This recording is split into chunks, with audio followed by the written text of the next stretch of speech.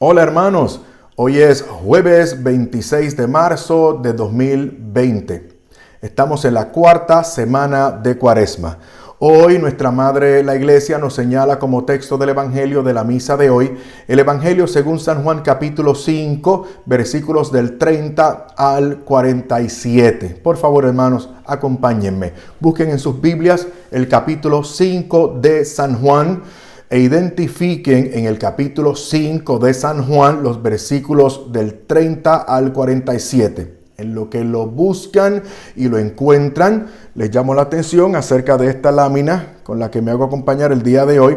Me temo que de lejos no la pueden apreciar bien, así que si me lo permiten la voy a acercar para que la puedan apreciar mejor. Se trata de una copia de la foto en negativo del rostro del hombre de la sábana santa o el manto de Turín, que según la opinión de muchos expertos, se trata de Jesucristo el Señor en el momento específico de su resurrección. Su impronta fue fijada a fuego en ese lienzo de lino. Creo que es pertinente tenerla, ya que hoy vamos a estar hablando también acerca de la identidad divina y el poder divino de nuestro Señor. Creo que ya lo tienen. Evangelio según San Juan, capítulo 5, versículos del 30 al 47. En este pasaje se evidencia la identidad y el poder divinos del Señor. Nuestro mismo Señor Jesucristo llama a unos testigos, da unas evidencias. Recuerden también la intención del evangelista en el capítulo 20, versículo 31, donde él establece que estas cosas se están testificando y poniendo por escrito para que nosotros creamos en nuestro Señor, en el Señor como Salvador y como Dios. Y creyendo en el Señor como Salvador y Dios, tengamos vida en Él, en su nombre. Bueno, el Señor entonces se somete al criterio de la ley que establece el testimonio de varios testigos para fijar la veracidad de un hecho. Esto está claramente estipulado, por ejemplo, en el Deuteronomio capítulo 17, versículo 6 y capítulo 19, versículo 15. Nuestra reflexión se divide en 4 partes. Primera parte, testimonio de Juan el Bautista. Segunda parte, testimonio de las obras de Jesús. Tercera parte, testimonio del Padre, del Padre Celestial. Cuarta parte, testimonio de las Escrituras. Vamos entonces a la primera parte, testimonio de Juan el Bautista. Versículo 31, dice el Señor: si yo diera testimonio de mí mismo, mi testimonio no sería válido. O sea, Él se somete al criterio de la ley. Y lo establece también como norma para su iglesia en el Evangelio según San Mateo, capítulo 18, versículo 16. Norma que siguió practicándose en la iglesia primitiva. Lo tenemos constatado, por ejemplo, de parte de San Pablo en 2 de Corintios, capítulo 13, versículo 1, y en 1 de Timoteo, capítulo 5, versículo 19. Vamos al versículo 33. Dice: vosotros mandasteis enviados donde Juan, y él dio testimonio de la verdad. Ahora, hace claro el mismo capítulo 1 de San Juan, versículo 8. Dice: no era él la luz, esa es la aclaración, no era él la luz, o sea, Juan el Bautista no era la luz, sino que él daba testimonio de la luz. ¿Quién es la luz? Jesús. Sigue el versículo 9 de ese primer capítulo de San Juan. El verbo era la luz verdadera que ilumina a todo hombre que viene a este mundo. Entonces, ¿quién es la luz? Jesucristo. ¿Qué viene a ser San Juan Bautista? La lámpara. Ahora vamos directamente al testimonio de San Juan. En el capítulo 1, versículos del 29 al 34. Seguimos en el contexto. Evangelio según San Juan, capítulo 1, versículos del 29 al 34. Voy a dar lectura de este pasaje. Dice, comenzando en el versículo 29. Al día siguiente vio a Jesús venir hacia él y dijo: este es el Cordero de Dios que quita el pecado del mundo. Este es de quien yo dije: después de mí viene un hombre que ha sido antepuesto a mí porque existía antes que yo. Está testificando San Juan Bautista. Yo no le conocía, pero he venido a bautizar en agua para que Él sea manifestado a Israel. Noten el versículo 32 lo que dice. Y Juan dio testimonio diciendo: he visto el Espíritu que bajaba del cielo como una paloma y permanecía sobre él. Yo no le conocía, pero Él me ha enviado a bautizar en agua y me dijo: sobre el que veas que desciende el Espíritu y permanece en Él, ese es quien bautiza en Espíritu Santo. Y concluye el versículo 34. Y yo he visto, dice el testigo Juan el Bautista, y yo he visto y he dado testimonio de que este es el Hijo de Dios. Parte segunda. Testimonio de las obras de Jesús. Versículo 36. Pero yo tengo un testimonio mayor que el de Juan, porque las obras que el Padre me ha encomendado llevar a cabo, las mismas obras que realizo, dan testimonio de mí, de que el Padre me ha enviado. Porque, escuchen, los milagros del Señor Jesús son pruebas de que Él es Mesías y de que Él es Dios. En Juan, recordemos también, los milagros son signos. Y esos signos llevan o deberían llevar a un reconocimiento. ¿De quién? De Jesucristo, porque el signo es una señal, la señal apunta, y en este caso apuntan a Jesucristo.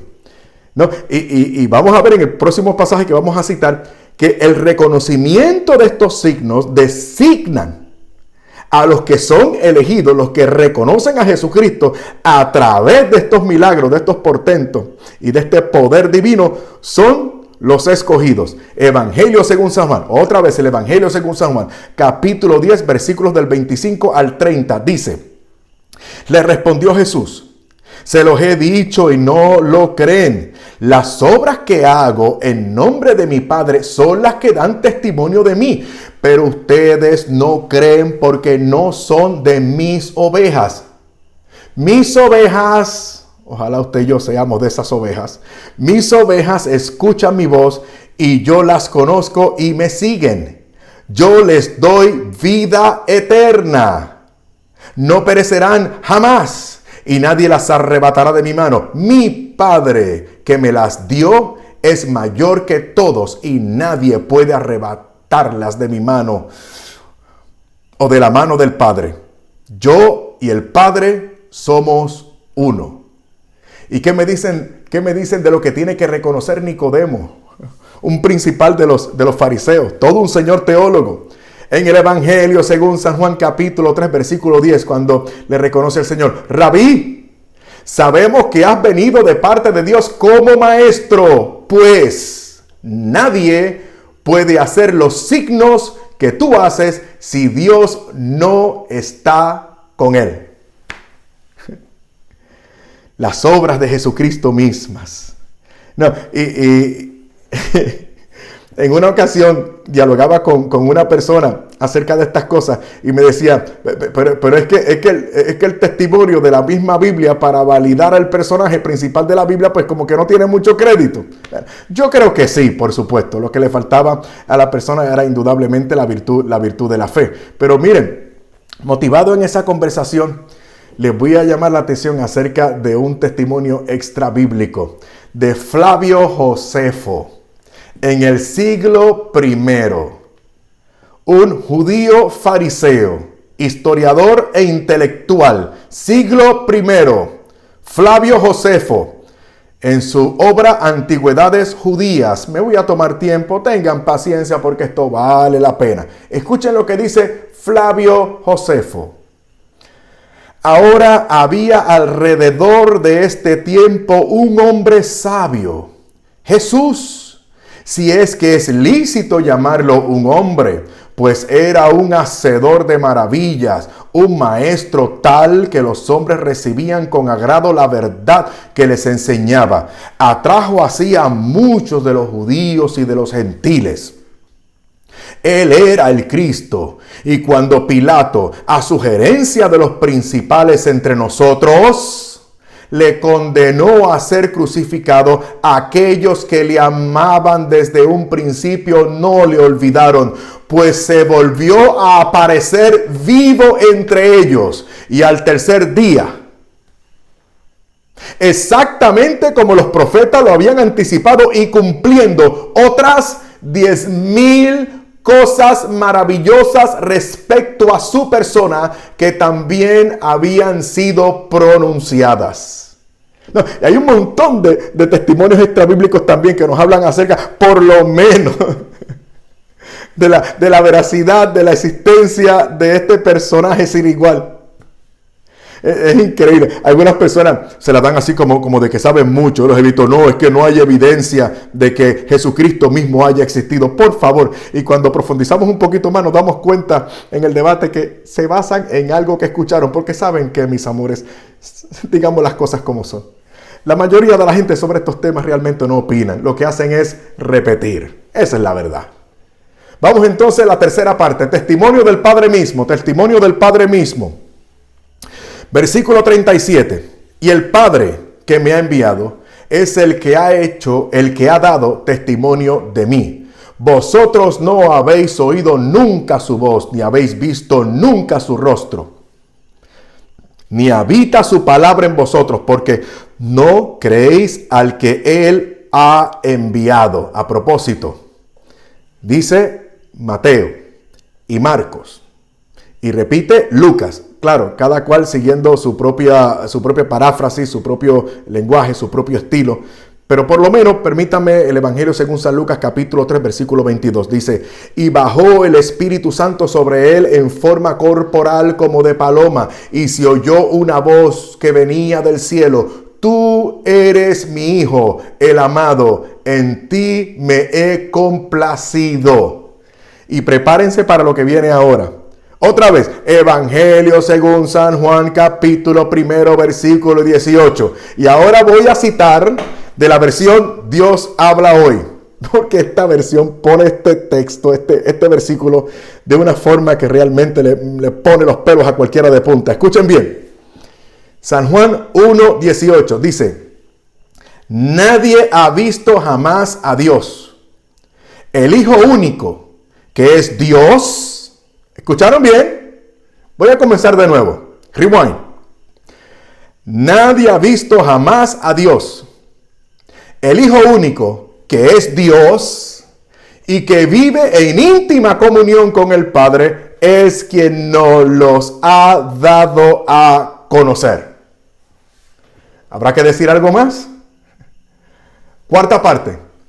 Testimonio de las Escrituras. Versículo 39. Vosotros investigáis. Otras versiones dicen escudriñáis. Vosotros investigáis las Escrituras, ya que creéis tener en ellas vida eterna. Ellas son las que dan testimonio de mí. La palabra investigar se refiere a un estudio diligente, esmerado, con la intención de profundizar. Ellos pretendían mediante ese estudio descubrir los principios de la palabra de Dios que les llevaran a tener vida eterna, vida eterna. Esas son las escrituras que dan testimonio de él. Están en las escrituras, pero pasan por alto el tema central de la escritura o el hilo conductor de las escrituras, que es el Señor mismo, Jesucristo el Señor. Miren, por ejemplo, en el Evangelio según San Juan otra vez, capítulo 1, versículo 45, cuando Felipe se encuentra con Natanael y le dice, Felipe a Natanael le dice, hemos encontrado a aquel de quien escribieron Moisés en la ley y los profetas, Jesús de Nazaret. Sabemos del testimonio de la ley y los profetas.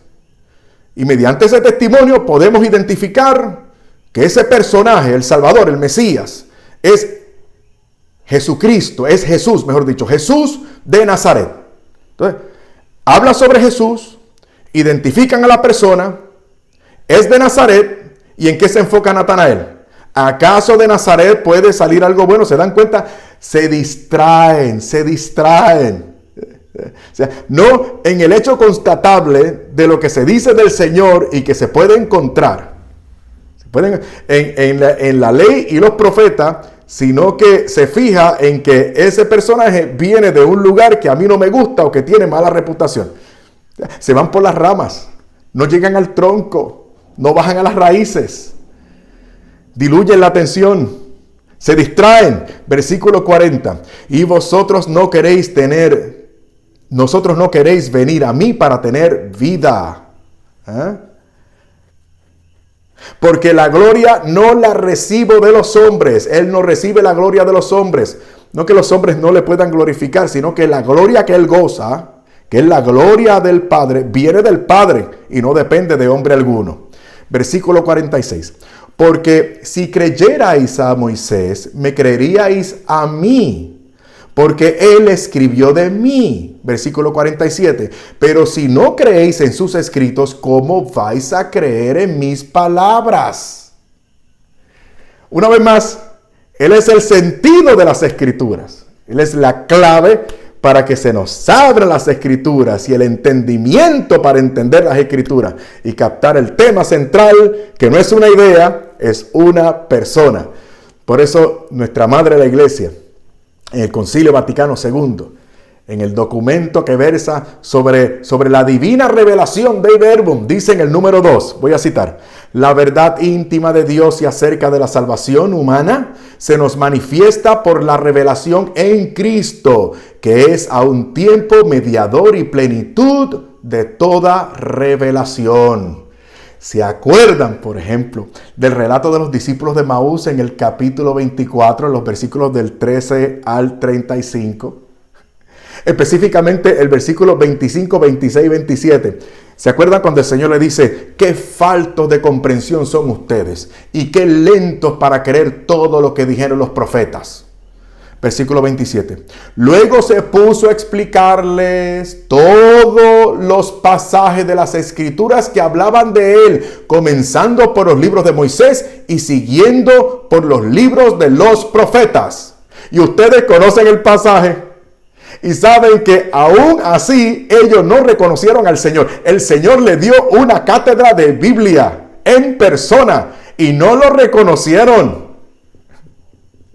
Porque no basta con abrir la escritura, tiene que abrirse el entendimiento, y el entendimiento de estas personas se vio iluminado cuando descubrieron al Señor al partir el pan y se les abrió el entendimiento. No solamente con el libro, sino con la persona que se da como alimento. Tuvieron ese encuentro personal por fin. Un encuentro que los llevó ¿a qué? ¿A qué? A la iglesia al final. Los que iban a Emaús ahora se regresan a Jerusalén a entrar en comunión de nuevo con la iglesia. Porque para un entendimiento correcto de la Biblia, usted tiene que abordar la Biblia con el criterio de autoridad establecido por el Señor, que son los funcionarios a cargo. En aquel tiempo los apóstoles y hoy los sucesores de los apóstoles, criterio apostólico vigente en la iglesia, para que no nos confundamos. Por eso llevamos 2000 años creyendo lo mismo, celebrando lo mismo. ¿Qué más les puedo decir? ¿Qué más les puedo decir? Solo concluir. Como dice Josh McDowell en su libro Evidencias que exigen un veredicto. Él dice: si Jesús no es Dios, entonces merece un Oscar. Pero lo es. Jesucristo es Dios. Y nosotros lo creemos y lo profesamos. Y estamos dispuestos a vivir y a morir por Él. Porque lo sabemos, porque se nos ha abierto el entendimiento.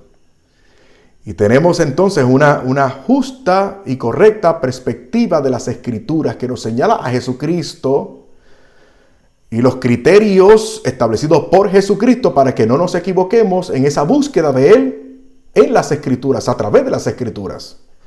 Y por eso estamos en comunión con la iglesia.